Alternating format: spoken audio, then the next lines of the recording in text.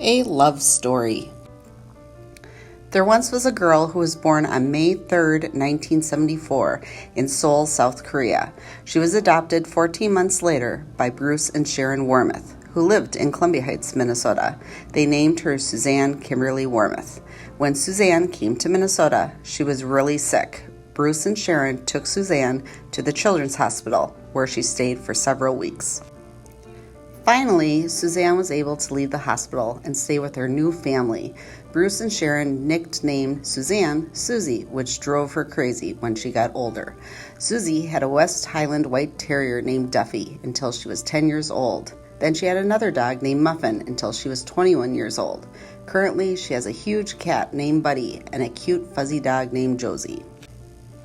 As Susie grew up, she was in dancing for 10 years, dance line for 4 years, swim team for 2, and the synchronized swim team for 2 years. She was also a lifeguard in high school. Sue, the name she prefers, currently enjoys swimming, dancing, reading books, fishing, watching football, drinking coffee, and eating.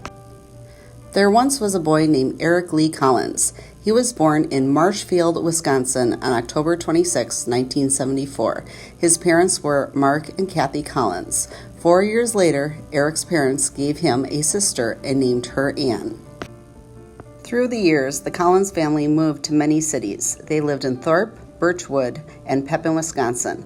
Finally, they ended up in Turtle Lake, Wisconsin, where Eric finished his high school years.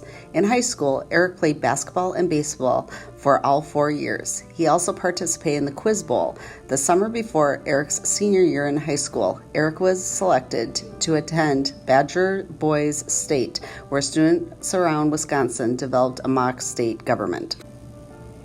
Eric enjoyed fishing, golfing, writing, hunting, hiking, running and marathons, reading, watching NASCAR, movies, and football.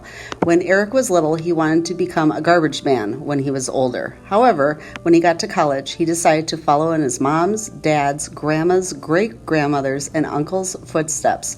He was going to be a teacher like them. When Sue finished high school, she decided she wanted to be an elementary teacher. She started her first year of college at Mankato State University. Then she went to Lakeville Community College in White Bear Lake, Minnesota, because she ran out of money and needed to work full-time to pay for school.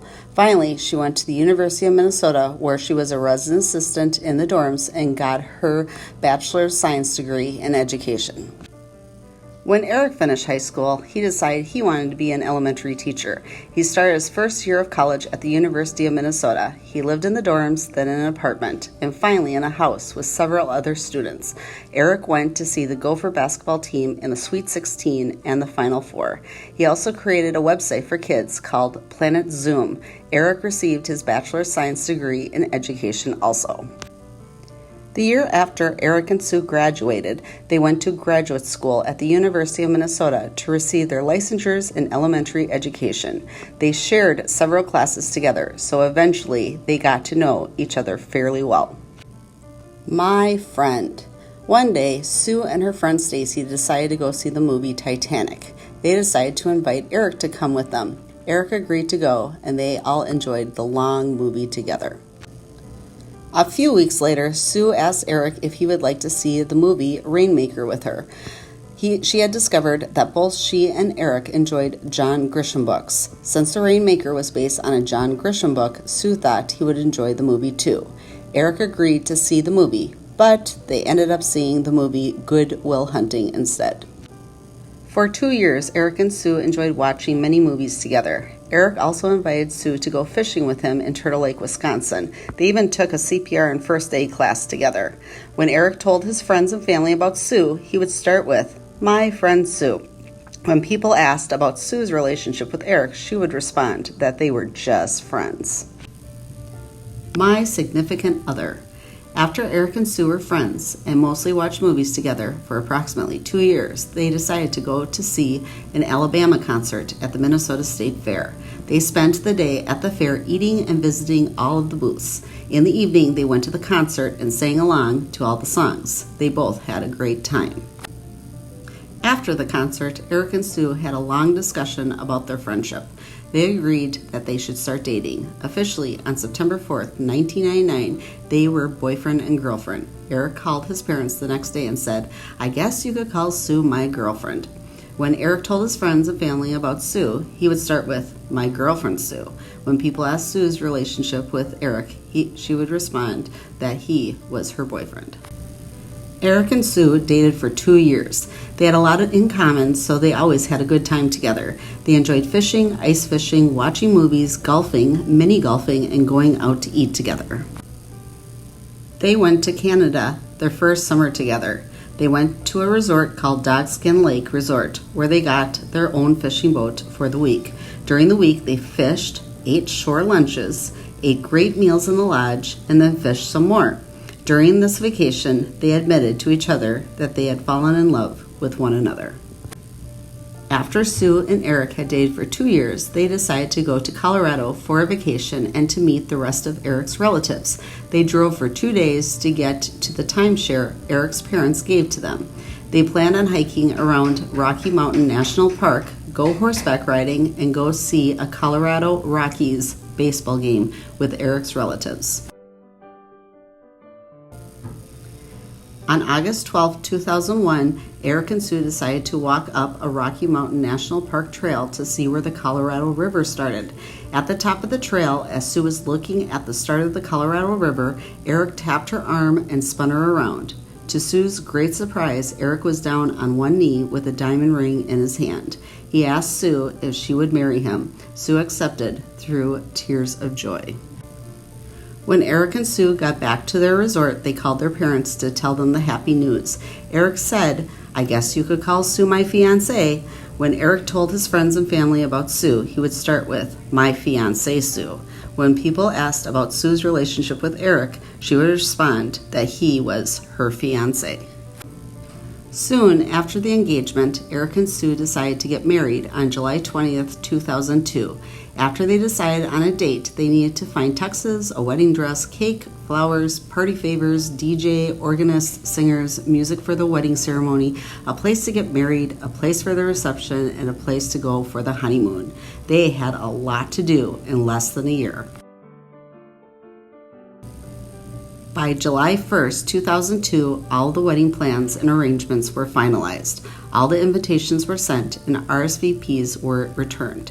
Eric and Sue just had to wait for July 20th so they could finally get married. On July 15th, Sue and her parents decided to go to the restaurant where the rehearsal dinner on July 19th would be. They wanted to check out the arrangements and see if the restaurant was handicapped accessible for Sue's Uncle Bob, who had multiple sclerosis.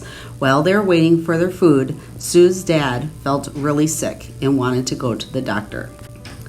Once the food arrived, Sue asked the waitress to box up the food so they could leave. After they paid their bill and got the boxes of food, they rushed home. Sue's dad, Bruce, called the doctor and rushed over to the doctor's office. They advised him to go to the hospital. Sue, Bruce, Sharon rushed to the hospital to see what was wrong. They hoped the news would be good, so Bruce could walk his daughter down the aisle in 5 days. The wedding date kept on coming closer and closer, and Bruce was still in the hospital with a pain in his back. At first, the doctors thought he had just cracked a rib. Then they found bleeding ulcers, so they stopped the bleeding. The pain in his back didn't improve, so they put him through more tests and found something pressing against his kidney. They put in a stent to relieve the pain, but the pain didn't go away. The doctors and Sue's family were baffled. The day before the wedding, no one knew if Bruce could make the wedding.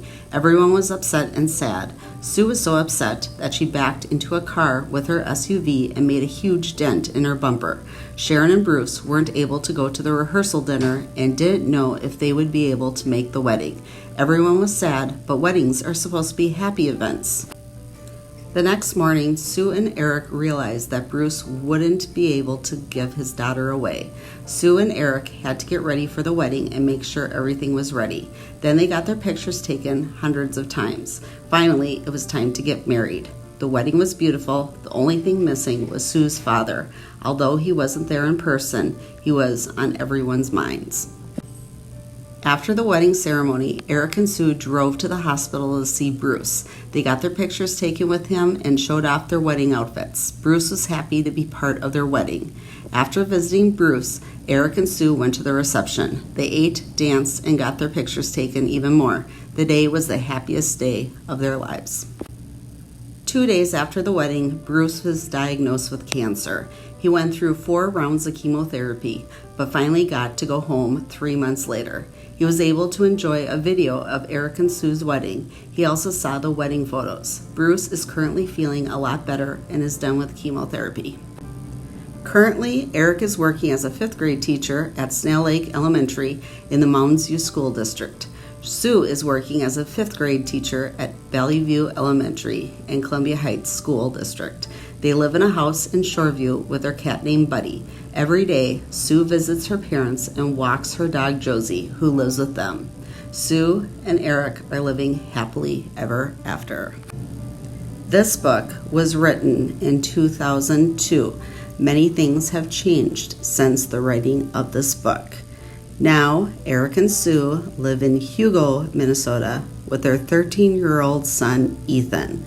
They have a cat named Patches, and unfortunately, Buddy died a few years ago.